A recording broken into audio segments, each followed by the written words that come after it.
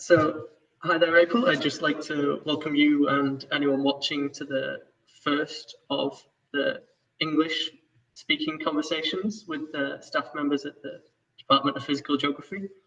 I'd just like to ask you if you want to introduce yourself to start. So, where you're from, where you studied, what you studied, and kind of your path that led you to Charles Uni.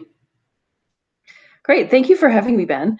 I'm originally from Canada, and I grew up on a small island in Canada, and that really helped get me interested in nature and being outside, and especially looking at, on the beaches, a lot of the rocks and formations along the beaches. So I became really interested in understanding what sort of history was preserved in those rocks. So I think that's really what sparked my interest in geology and geoecology.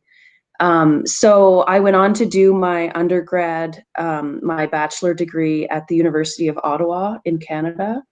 And then I did my Master's of Science degree at Carleton University in Canada. And then I did my PhD at the University of Toronto in Canada. And I did some different things in those degrees, but like the overall theme had to do with understanding how the environment over Arctic Canada and subarctic Canada has changed over the last few thousand years. So that was really the sort of uniting, my main interest in a lot of the work that I did during those degrees. Oh, that's great. And so when you've moved here, are you still working on similar things? What's the project you're working on here now? Yeah, the project that I'm working on here is I'm reconstructing major continental ice sheets over North America over the last about 25,000 years. So about 25,000 years ago, there was a huge ice sheet sitting over North America, mostly over Canada, but a little bit into the United States as well.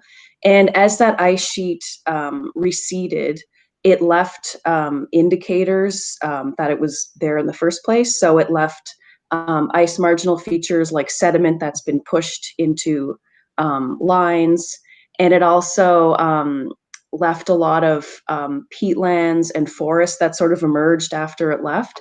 So what I'm doing is collecting all of that evidence and trying to trace back where the ice sheet was at what time, to try to better understand how our landscape evolved. And the overall goal of this is to better understand sea level change and landscape evolution. So, you know, you hear on the news about how sea levels are changing, and that's because we have melting of present day ice sheets.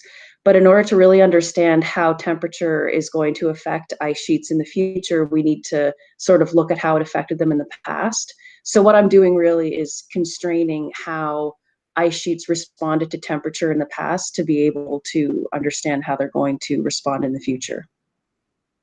Okay, that's great. And that research you're doing now and that you did in the past was all mostly focused on Canada, or did you do some work as well based in Europe?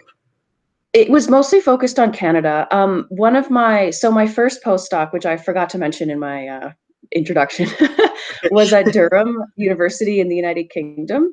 But that was focused on research in Canada. And I guess the reason why I do a lot of my research in Canada is because that's where the major ice sheets were over the last 125,000 years. So when we're talking about changes to sea level globally, the majority of the changes that we're seeing in sea level do correspond to North American ice sheets. So that's really where a lot of the action is happening. Okay. And so with this work, I know you have both fieldwork aspects and sort of desk-based work. Well, I guess everything's kind of desk-based work at the minute. But yeah. When you have your typical day now, when you sit at your desk and do something, what does that involve for you? What are you doing? The first thing I do is I usually like to do emails first, to sort of get emails out of the way to start the day with a clean slate. So that's sort of my own personal thing.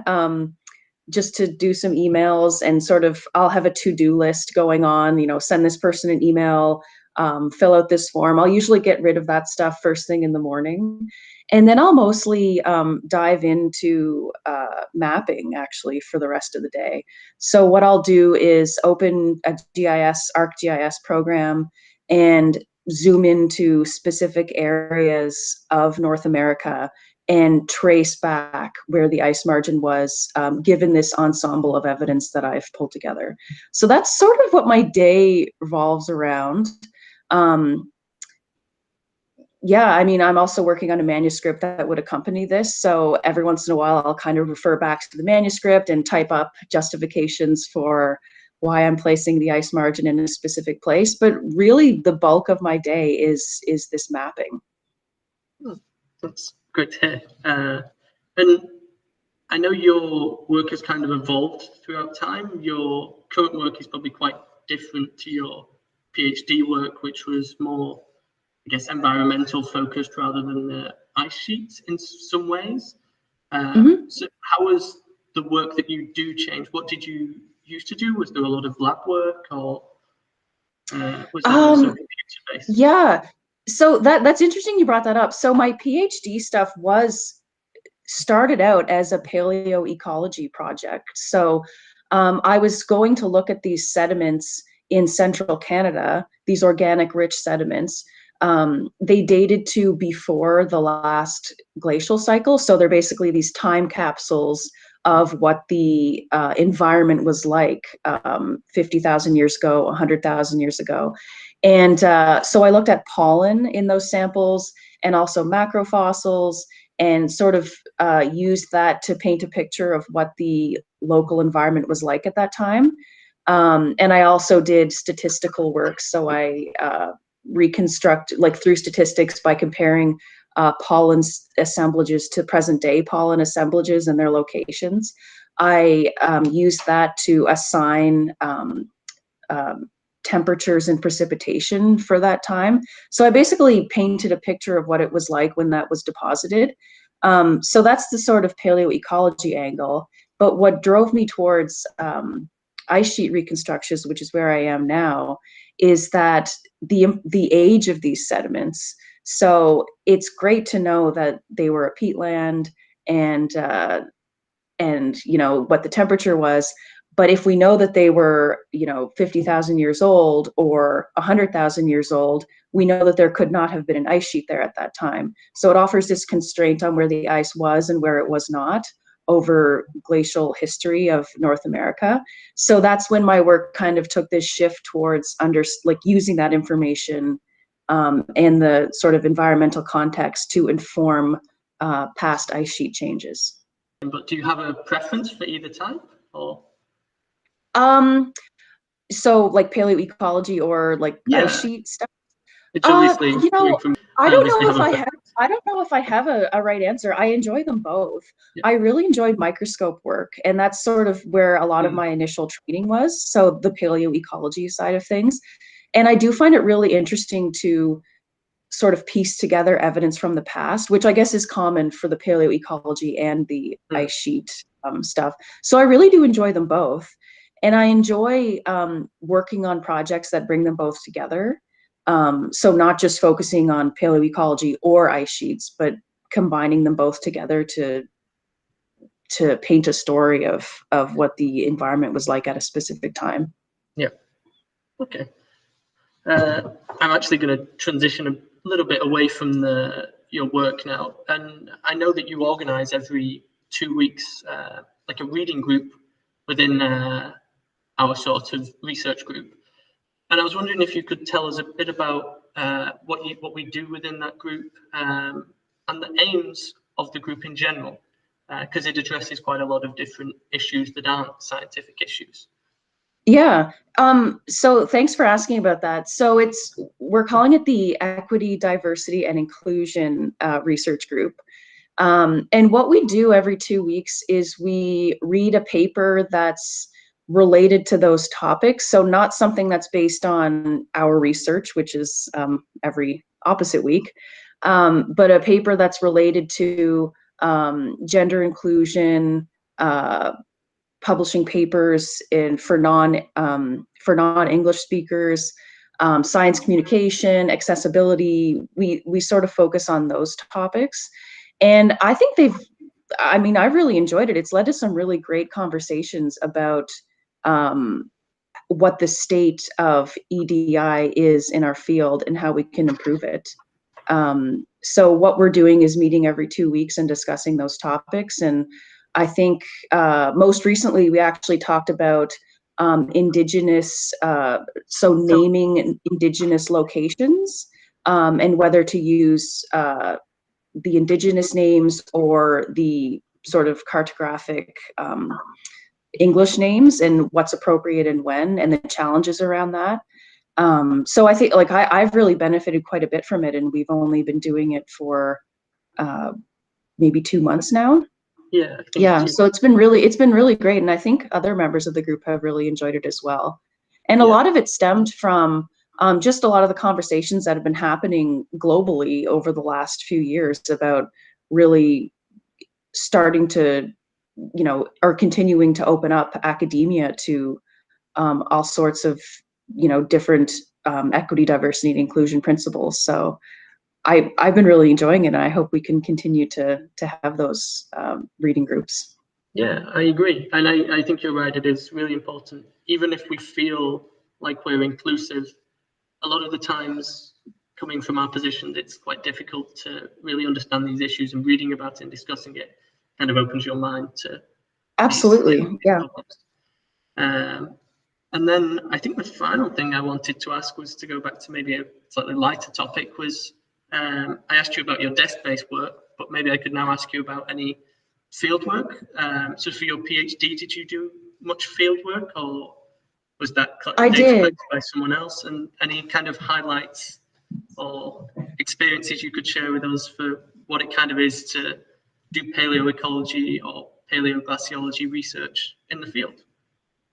Well, for my PhD, so my field area was in central Canada, and in this area of central Canada, there are no roads. It's very rugged terrain. So we actually had to canoe down a river about 400 kilometers. So we followed the path of the water from central Ontario into the Hudson Bay lowlands. And what we did essentially is paddle for 12 days, I think was the total. And then as we were paddling, we would observe the riverbanks and what type of sediments were preserved along the riverbanks. And occasionally we would stop and do some sampling. And it was an incredible experience. I really, really enjoyed that field work. And the weather was beautiful. It was in September, so it was a bit cool for central Canada. But that's perfect weather for paddling, and you don't want it to be roasting hot when lots of mosquitoes and everything. Yeah, and the mosquitoes, it was a bit too cold for them. So perfect. I mean, overall it was a really great experience, and sorry, just to interrupt, when you started obviously from some small village, and when you ended, how did you get back? Was that helicopter pickup, or? So we followed the river. We started in not even a small village. We just got dropped off down logging roads. So the forestry department have roads that go through the different areas, and we got dropped off at where one of those roads intersected the river, and then we followed the river down to a community at the other end, and then we flew from. The community has regular plane service, so we flew in a very small plane to a larger nearby community, and then from that community we took a train back to where we had originally started. So it was a really great experience. It was incredible. Yeah, it sounds like almost as much time traveling to and from the river as on the river, actually. Yeah, it took it took a few days to sort of get situated there. And of course we were in Northern Ontario, and we'd started considerably farther south. So we had to drive, I think, 12 hours to get to that point and start all of this process. So you're right, for spending 12 days on the water, we probably spent double that amount of time in just you know, Yeah. prep and then getting there preparing, and getting back. Yeah. And just another maybe a bit harsh question, but how did that compare to, say, the fieldwork 2 years ago with Helen and I from the department here? Oh, that was also really fun. I just answered my PhD as exciting fieldwork because you had brought it up. So 2 years ago in August of 2019, three of us, it seems like a lot longer than that. Long year. Yeah, the three of us went to northern British Columbia to do field work by float plane. So essentially we got dropped off in a remote area on a lake, and we had to hike several kilometers through very thick trees and bog, and just, you know, there were times when we could not see where we were putting our foot for the next step. It was, and we were carrying all of our equipment, and then we found this really beautiful place to camp beside a river, or beside a stream, basically.